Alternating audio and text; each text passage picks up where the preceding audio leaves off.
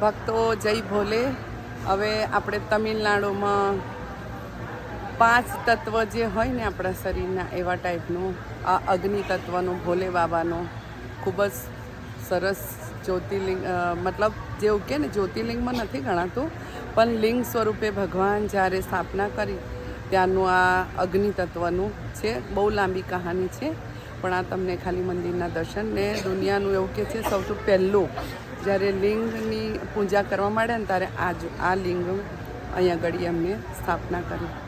હવે આની બહુ જ લાંબી કહાની છે ભક્તો, ખાલી હું તો તમને મંદિરના દર્શન કરાવું કે અગ્નિ તત્વનું આ ભોલે બાબાનું મંદિર છે. માં ભવાની પણ અંદર બિરાજમાન છે. અમને તો બહુ જ સરસ દર્શન થયા.